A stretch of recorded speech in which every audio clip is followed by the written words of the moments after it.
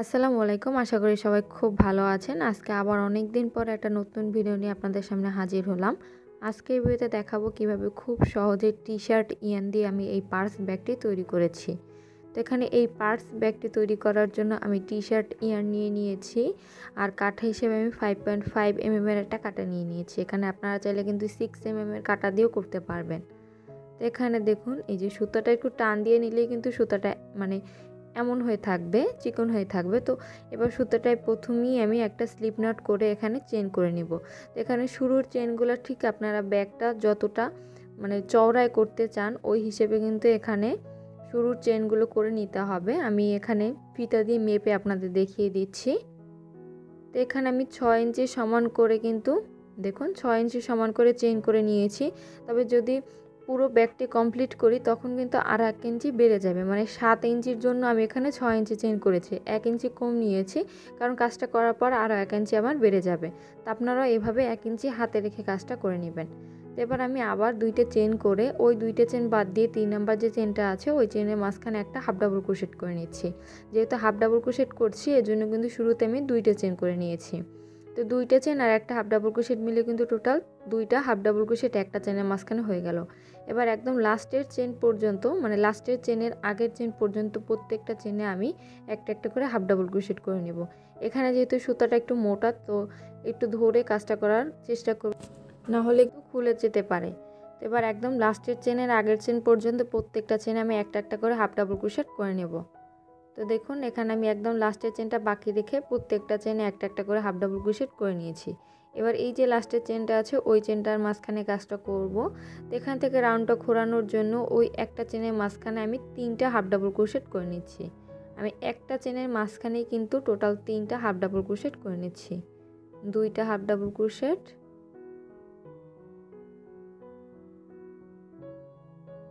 3টা half double crochet আমি একটা চেনের মাঝখানে করে নিলাম।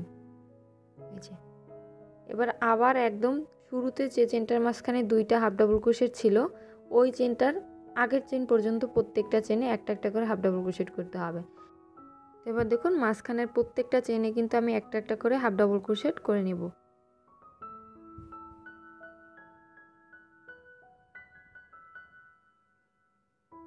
এখানে হাফ ডাবল ক্রোশেটগুলো করে নিয়েছি। এবার এই যে শুরুতে যে 2টা চেন করার পরে যে ঘরটার মাঝখানে একটা হাফ ডাবল ক্রোশেট করেছিলাম ওই ঘরের মাঝখানে এবার আরেকটা হাফ ডাবল ক্রোশেট করব, তাহলে কিন্তু টোটাল 3টা হাফ ডাবল ক্রোশেট হবে। ঠিক যেভাবে এই সাইডটাও করেছে তো ওই সমান রেখেই কিন্তু এখানে 3টা হাফ ডাবল ক্রোশেট কিন্তু এই ঘরের মাঝখানেও হয়ে যাবে। তো এই যে আরেকটা হাফ ডাবল ক্রোশেট করে নিলাম আর শুরুতে আমার 2টা হাফ ডাবল ক্রোশেট ছিল। তো এবার সুতোটা আমি এই যে শুরুতে যে 2টা চেন করেছিলাম এর সেকেন্ড চেনের মাঝখানে একটা স্লিপ স্টিচ করে জয়েন করে নেব। এই যে দেখুন একদম হয়ে গেছে কিন্তু। এবার পরবর্তী লাইনে চলে যাচ্ছি। তো পরবর্তী লাইনের জন্য এখানে শুরুতেই আমি 2টা চেন করে নিব, যেহেতু হাফ ডাবল ক্রোশেট করে কাজটা করছি এর জন্য 2টা চেন করে নিলাম। এবার একটু খেয়াল করে দেখুন পরবর্তী চেনে কিন্তু আমার 2টা অংশ আছে। আমি লাস্টের যে সুতাটা আছে ওই সুতাটার মাঝখান থেকে একটা হাফ ডাবল ক্রোশেট করে নিলাম, মানে ব্যাক লুপে আমি একটা হাফ ডাবল ক্রোশেট করে নিয়েছি। আবার পরবর্তী চেনের ব্যাক লুপের মাঝখান থেকে আরও একটা হাফ ডাবল ক্রোশেট করে নিচ্ছি। তো এভাবে করে কিন্তু এই পুরো লাইনে প্রত্যেকটা চেনের ব্যাক লুপের মাঝখান থেকে একটা একটা করে হাফ ডাবল ক্রোশেট করতে হবে। তো আমি প্রত্যেকটা চেনের ব্যাক লুপের মাঝখান থেকে একটা একটা হাফ ডাবল ক্রোশেট করে পুরো অংশটা ঘুরে আসব।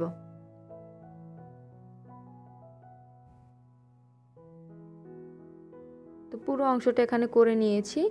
এই যে এখানে একটা জয়েন পড়েছিল তো ওটা ভিতরে চলে গেছে। তো এবার সুতোটা জয়েন করে নেব। তো জয়েন করার জন্য শুরুতে যে 2টা চেন করেছিলাম এর সেকেন্ড চেনের মাঝখানে একটা স্লিপ স্টিচ করে সুতোটা আমি জয়েন করে নিলাম। এবার আমি আবার পরবর্তী লাইনে চলে যাচ্ছি। তো পরবর্তী লাইনটাও কিন্তু সেম ওয়েতে করব, মানে প্রত্যেকটা ঘরে একটা একটা হাফ ডাবল ক্রোশেট করে আরও একটা লাইন করে নেব। এর জন্য আবার শুরুতে আমি 2টা চেন করছি, 2টা চেন করলাম।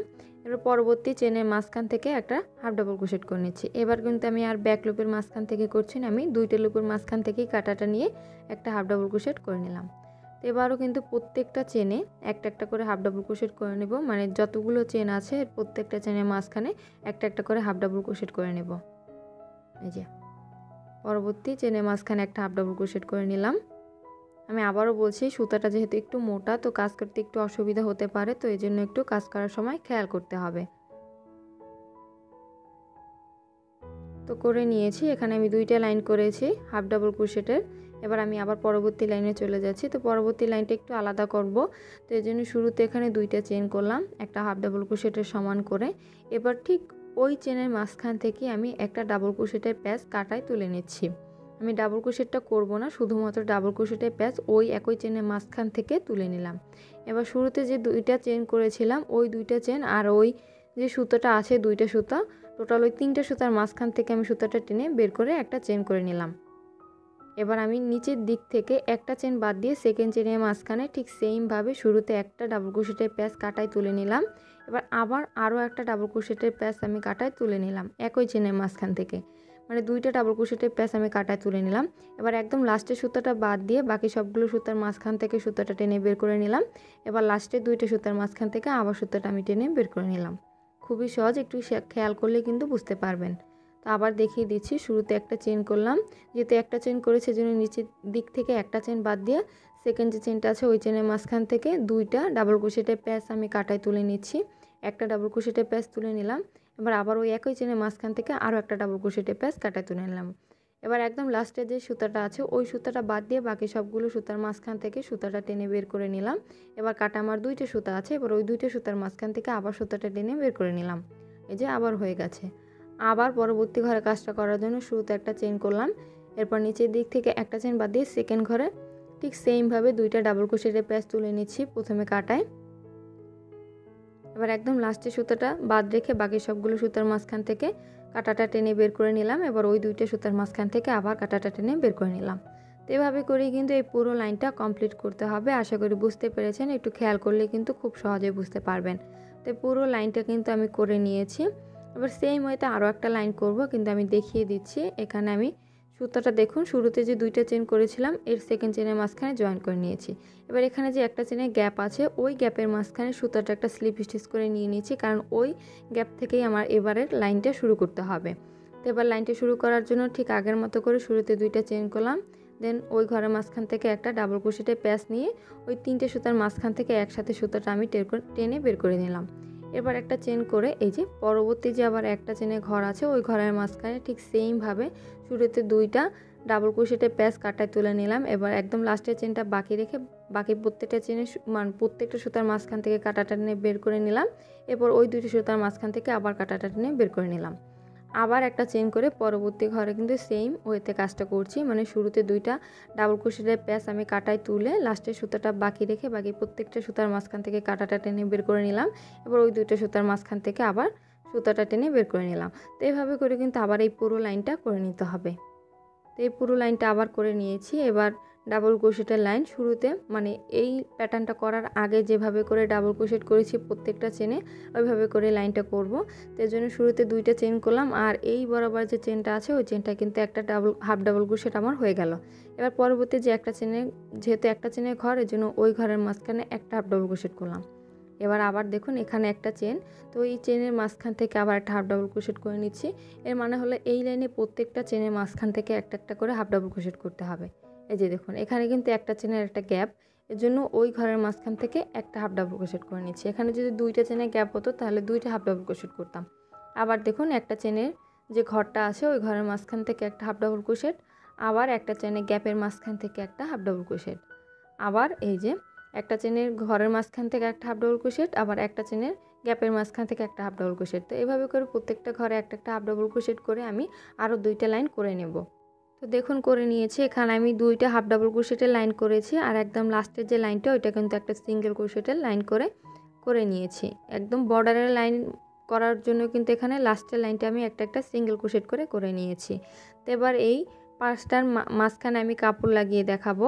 তো এবার আমাদের কাপড়টা কেটে নিতে হবে।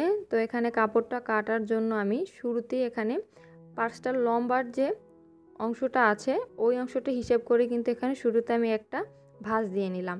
তো এখানে ঠিক পার্টসটা ঠিক যে মাপের আছে ওই মাপের থেকে কিন্তু চারদিক থেকে যদি হাফ ইঞ্চি বাড়িয়ে নেন তাহলে কিন্তু কাপড়টা কাটা হয়ে যাবে। তো দেখুন আমি এই যে পিছনের এই যে লাস্টের সাইডের অংশটা কাটবো না, ওই অংশটা আমার যেভাবে আছে ওভাবেই ভাঁজ করাই থাকবে। শুধুমাত্র আমি এই যে 3 সাইডের অংশটুকু কেটে নেব। আমি প্রত্যেক সাইড থেকে কিন্তু হাফ ইঞ্চি বেশি রেখেছি, যেহেতু সেলাইয়ের অংশ আছে এজন্য কিন্তু হাফ ইঞ্চি বেশি রেখে এখানে আমি কাপড়টা কেটে নিচ্ছি। একটু খেয়াল করলে কিন্তু বুঝতে পারবেন কিভাবে আমি কাজটা করছি। এই যে আবার ঠিক সেমভাবে এই সাইড থেকেও 1/2 ইঞ্চি কাপড়টা রেখে সেলাইয়ের জন্য কেটে নিচ্ছি। আপনারা চাইলে কিন্তু 4টা অংশই কেটে নিতে পারেন। আমি একটা অংশ কিন্তু কাটিনি, আমি 3টা অংশ কেটে নিয়েছি। তো এবার আমাদের শুরুতে চেনটা লাগিয়ে নিতে হবে। আপনারা চাইলে কিন্তু মেশিনে সেলাই করেও লাগাতে পারেন বা হাতে সেলাই করেও লাগাতে পারেন। তো এবার আমি একটা চেন নিয়ে নিচ্ছি। তো আমি সেম কালারের চেন পাইনি, এজন্য আমি সাদা কালারের একটা চেন লাগিয়ে নিচ্ছি। তো চেনটা লাগাবো আগে, তারপর আমি লাস্টের 2টা সাইড জয়েন করব। তো এখানে চেনটা লাগানোর জন্য দেখুন আমি শুরুতে একদম সাইড থেকে ছোট করে একটা বর্ডারের মতো দিয়ে এই যে একটা ভাঁজ করে, এরপর এই যে চেনের উপরে ওই ভাঁজ অংশের কাপড়টা রেখে হাতে বা মেশিনে সেলাই করে দিবেন। এই যে এখান থেকে শুরু করে একদম সোজা একটা সেলাই করে দিবেন। এখানে চাইলে কিন্তু মেশিনেও করতে পারেন বা হাতে সেলাই করেও ঠিক যেভাবে কাঁথা স্টিচ দিয়েও কিন্তু পুরো অংশটা সেলাই করে নিতে পারেন। ঠিক সেইভাবে এই সাইড থেকেও ছোট মানে অল্প একটু ভাঁজ দিয়ে এই যে ভাঁজ দিয়েছে যে অংশটা, ওই অংশটা চেনের উপর রেখে আবার এখান থেকে একটা সোজা সেলাই দিয়ে নেব। তা আমি মেশিনে এই পুরো কাজটা করে নেব। তো দেখুন এখানে সেলাই দিয়ে কিন্তু আমি চেনটা লাগিয়ে কাপড়টা এখানে উল্টে নিয়েছি। আমি আবারও বলছি আপনারা চাইলে কিন্তু কাপড়টাকে 2 পাটও করে নিতে পারেন। আমি যেহেতু এক পাটে করছি এজন্য জাস্ট আমি কাপড়টা এভাবে উল্টে নিলাম। এবার এই যে 2 সাইড সেলাই করব।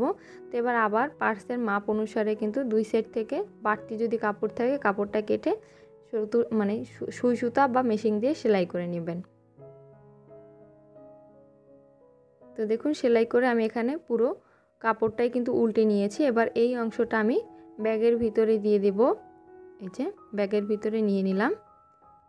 তো এবার কিন্তু এটা সুই সুতা দিয়ে সেলাই করে নিতে হবে। তো এই জন্য আমি দেখুন একদম সমান করে এই যে একদম লাস্টের যে অংশটা আছে এই অংশটা যেহেতু মেশিনে সেলাই করেছি এজন্য এখানে একটু আমি আবার সেলাই করে নিচ্ছি, কারণ মেশিনে কিন্তু খুব ভালো করে সেলাই করা যায় না, যদি সুইটা ভেঙে যায় এই অংশটা কিন্তু একটু পুরো। তো এই জন্য আগে আমি সুই সুতা দিয়ে এখানের এই অংশটা একটু ফিক্সড করে নিচ্ছি যাতে করে নাড়াচাড়া না করে। এই যে একটু সেলাই করে এখানে এই অংশটা আমি ফিক্সড করে নিলাম। এবার এইখান থেকেই আমি একদম কর্নার বরাবর এই যে কর্নার বরাবর এই যে ব্যাগটার মাঝখান থেকে সুতাটা টেনে বের করে নিব। আমি একটুখানি স্পেস আমি নিচের দিক থেকে লাগাচ্ছি, একদম আমি বরাবর লাগাচ্ছি না। আমি যে সিঙ্গেল ক্রোশেটের লাইনটা করেছি ওই লাইনটার নিচের থেকে লাগাচ্ছি, এতে করে কিন্তু চেনটা আমার নিচের দিকে থাকবে, দেখতে সুন্দর লাগবে। তো এবার জাস্ট আমরা যেভাবে কাঁথা ফোর দিয়ে থাকি ঠিক ওইভাবেই ফোর দিয়ে কিন্তু এই অংশটা আমাদের ফিক্সড করে নিতে হবে। তো দেখুন এখানে কর্নারটা একটু খুব বেশি ভালো করে ফিক্সড করে নেবেন যাতে করে নাড়াচাড়া না করে। একটু খেয়াল করে দেখলে কিন্তু বুঝতে পারবেন কিভাবে আমি এই কাপড়টা ব্যাগের সাথে লাগিয়ে নিচ্ছি। তো এই যে দেখুন কাপড়টা কিন্তু ব্যাগের সাথে একদম সোজা করে লাগাতে হবে, যদি কোনো ভাঁজ থেকে থাকে তাহলে কিন্তু লাগানোর পরে বাঁকা বাঁকা হয়ে থাকবে। তো এই জন্য লাগানোর সময় খেয়াল করবেন যেন কোনো ভাঁজ পড়ে না থাকে। এই যে উপর নিচ করে কিন্তু এই সেলাইটা করতে হবে। একটু খেয়াল করে দেখুন কিভাবে আমি কাজটা করছি, এখানে আসলে বোঝানোর কিছুই নেই, দেখলেই বুঝতে পারবেন কিভাবে আমি কাজটা করে নিচ্ছি। এই যে দেখুন একটা আমি উপরের দিক থেকে ফোর তুলছি, আবার নিচের দিক থেকে একটা ফোর তুলছি, এই যে আবার এই সাইড থেকে একটা ফোর তুলে নিচ্ছি। তো চেষ্টা করবেন আমার যে ডাবল ক্রোশেটের মাঝখানের যে লাইন মানে 2টা লাইনের মাঝখানে যে স্পেসটা আছে ওই স্পেসের মাঝখানে কাজটা করতে, এতে করে কিন্তু যে সুতাটা দিয়ে আমরা কাজটা করছি ওই সুতাটা আর দেখা যাবে না। যেভাবে করে কিন্তু পুরো অংশটা আমি লাগিয়ে নিব।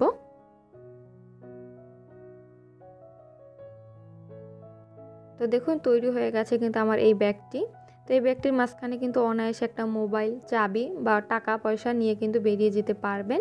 তো এই ব্যাগটার সাথে আমি একটা দেখুন টার্সেল লাগিয়ে নেব। আপনারা কিন্তু যে কোনো ধরনের টার্সেলই লাগিয়ে নিতে পারেন, খুব সহজভাবে এই টার্সেলটা লাগিয়ে নেব আমি এখানে, বা অন্য যে কোনোভাবেই কিন্তু আপনারা এই ব্যাগটি ডেকোরেশন করে নিতে পারেন।